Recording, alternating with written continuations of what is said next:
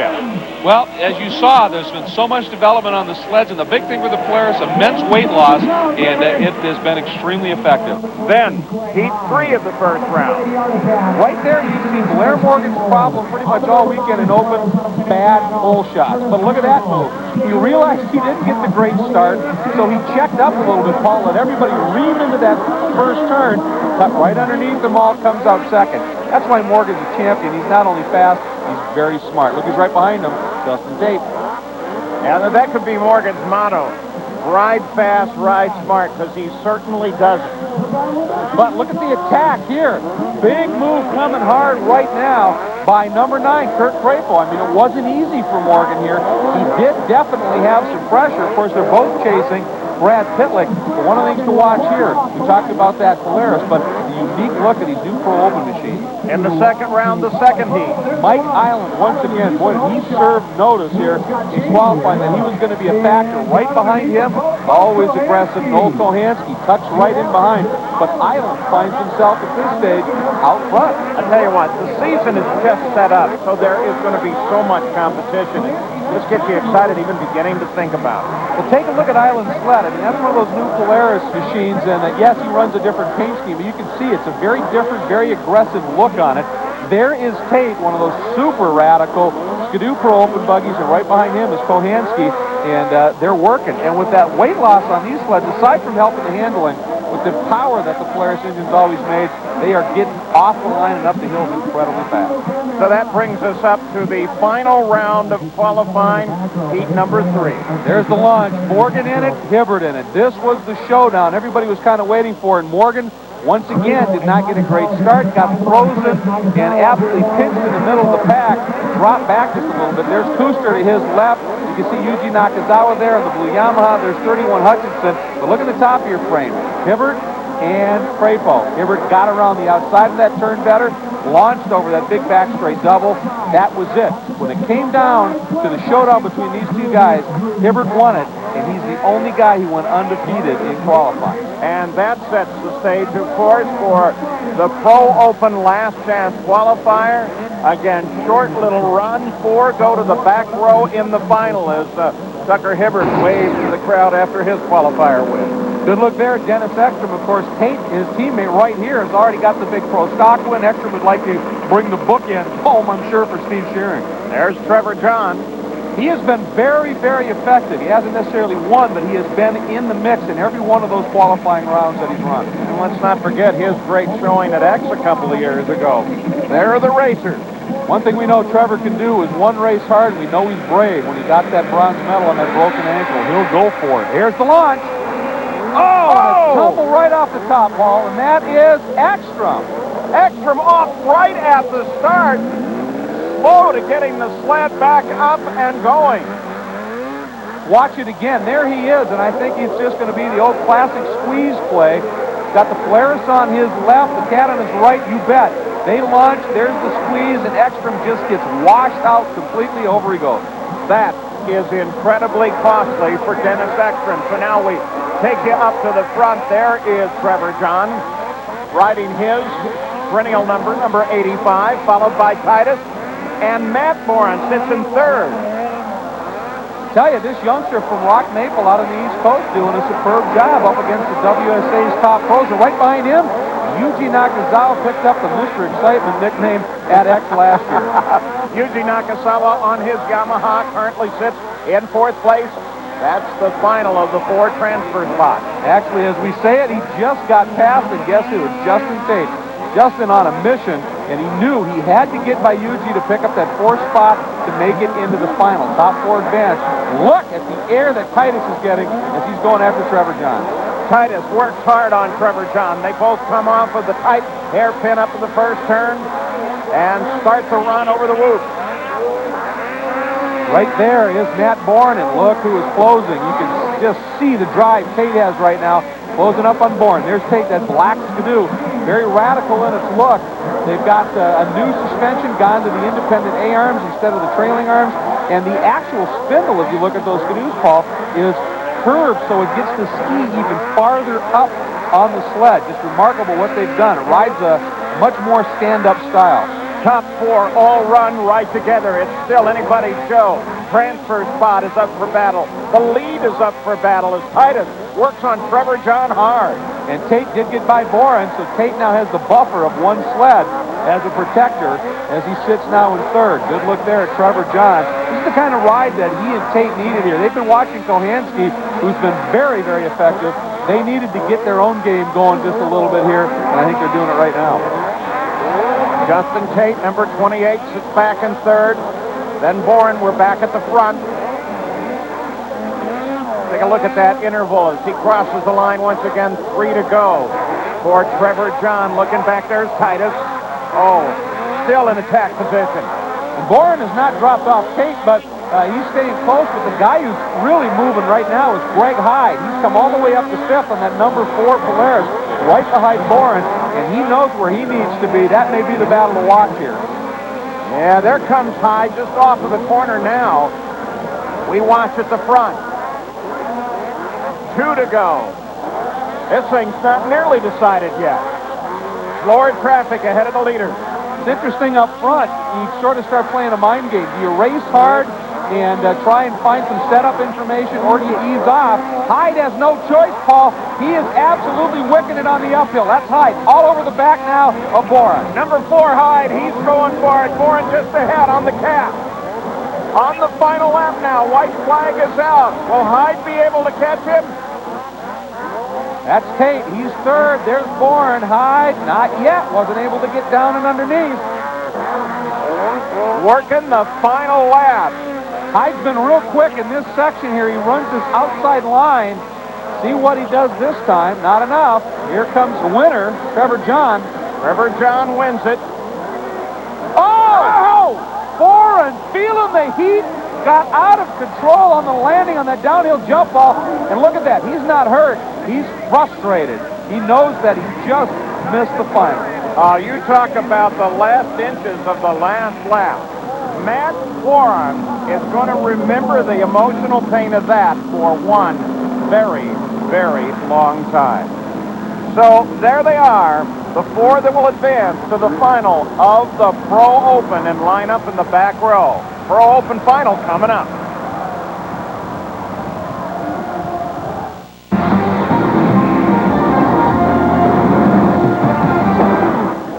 Welcome back to the Black Magic National, Spirit Mountain, Duluth, Minnesota. WSA Snowcross, the first event of the season. Final race.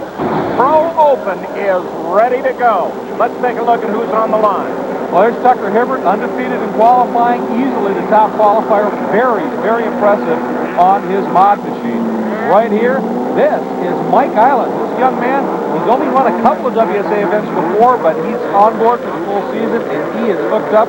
Here's Brad Pillock, very impressive in qualifying on that Magna Vehicle Interior Skidoo. Also on the line and ready to go is Noel Kohansky. Hey, Noel.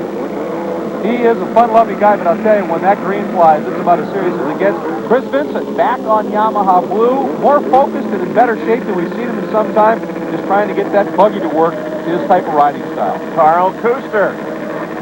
Got that hill cross goal last year, of course, but he finds himself now in a huge war back on the snowcross, and here's Justin Tate. That momentum from that pro stock win, that's awesome. And right there is Nathan Titus. Again, just managing to get into the final. He could use a very strong ride here. Here are the starters for the first Pro Open final of the WSA season. Second row. They all got here by the last chance qualifier. A lot of tension. Everybody looks around, now focuses on that green flag. We're ready.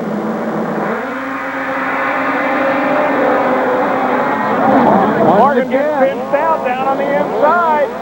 He has just not been able to get off, and he gets squeezed again, and he's going to drop well out of the top 5. There's Hibbert. Hibbert got the whole shot, but did you see the run down the hill by Hibbert? Cut left, drop the hammer, he's up front. Number 90, Brad Pitlick, drops into second place behind Hibbert.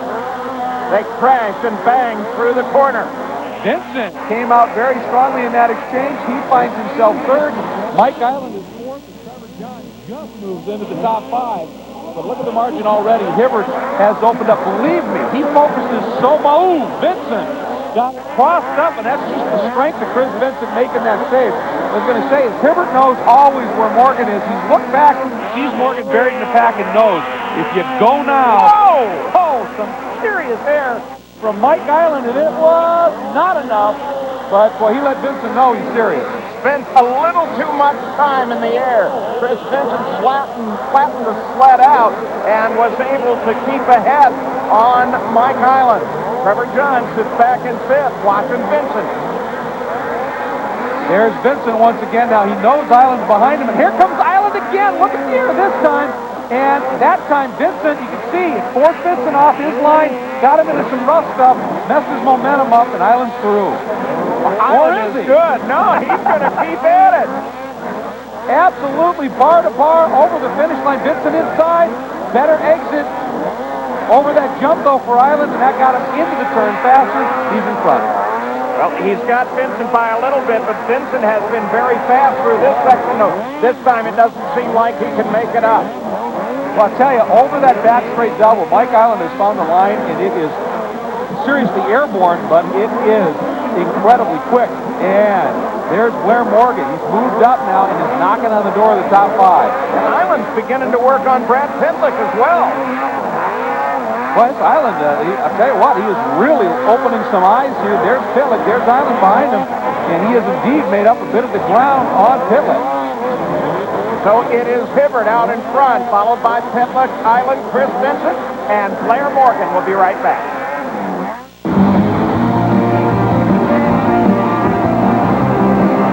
WSA Snowcross is brought to you today by Bud Light with a smooth taste that won't fill you up and never lets you down. Make it a Bud Light. And by WSARacing.com, your complete WSA membership and apparel destination. Back Pro Open final, Tucker Hibbert is just disappearing from everybody else. Pitlick is in second. The young Mike Island sits in third right now. Morgan has worked his way up into fourth, Trevor John in fifth. Now watching Hibbert here, we've talked about that radical-looking new Skidoo. It is unique, and it's really designed to facilitate that stand-up riding style. There's Noel Kohansky, broken shock is the report we're getting. That's why he's struggling. But this Arctic Cat, it's a stock chassis, but their stock chassis is so tricked this year, they've gone from the 15-inch standard track, which is what the Skidoo uses, to 13.5 inches. It's narrowed up the tunnel. It gives the rider more of a motocross kind of feel when he's riding it. It's lightweight, and the engine, Paul, as we saw, laid down and so forward in the chassis to flatten it out. It's given the weight distribution and the center of gravity just an amazing amount of agility for the riders on this Arctic Cat. Every one of these manufacturers, they have upped the ante huge. Looking at the top of the field and looking at number 98, Mike Island with 3 to go is under attack now by Blair Morgan. Morgan moves to the inside. Morgan tried to do the airborne pass there, and Island had him covered, protected the inside. What's happening here, though, is the pressure from Morgan is forcing Island to go quicker, and they're reeling in Pitlick. As a matter of fact, Pitlick Island got him. Pitlick. Oh, and Pitlick comes back at Island. They touch. They get side by side. This is a great battle. Second, third, and fourth. Bar to bar down to the bottom. Pitlick hanging on. Morgan trying the inside. Island now not able to make. Look at a cut under move. Island got him. Several times as Morgan comes back on him, several times we've seen Pitlick look down as if something may be wrong. Back at the front with Hibbert. Well, I think that cut under move by Island actually got Pitlick off his rhythm, too, and he just hasn't been able to sight back.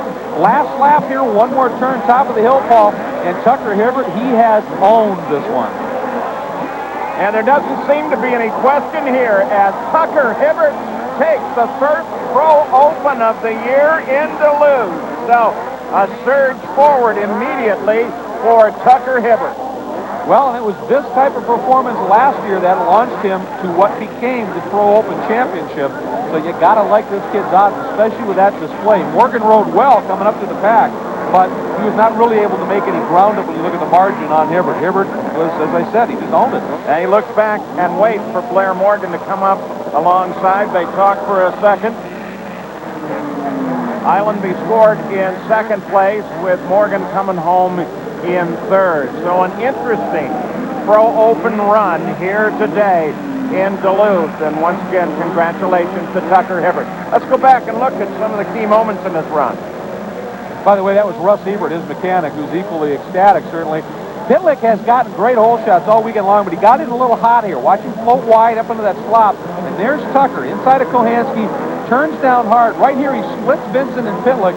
And by the time they get to the finish line jump, Tucker hits it, doubles it big time, and that was it. With the big lead that he had, and with Morgan buried in the pack, and with all the fighting behind him, it was just that easy. And that may, in fact, be a prediction of the season to come. Close competition, but with Hibbert looking very, very strong while Blair Morgan tries to solidify his involvement with the new team. Let's go to Greg Kramer. Well, Tucker Hibbert, after the pro stock race, you said I wasn't happy with how I rode in that. You were having problems getting the nose down on the sled. You said, I'm going to get my act together, come out, and I like my mod buggy. Wow. Yeah, it's a whole world of difference. I love riding this mod sled. The stalkers are working awesome. Arctic Cat built a sweet sled there, but just take a little more time to get used to it. A lot of changes there. And, you know, as soon as we get some snow and get some lap time, I think we'll be in good shape in that class, too.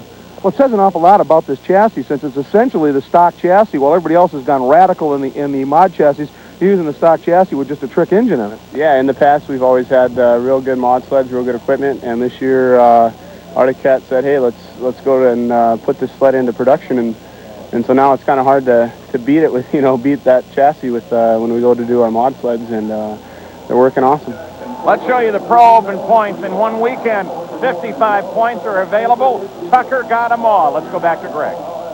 Everyone's stepping it up this year, and they're just trying their hardest out there, and it's paying off. They're riding really well, and trying to step up my game too now, and hopefully more time in the machine, I'll get you more used to it, and hopefully I get quicker on it.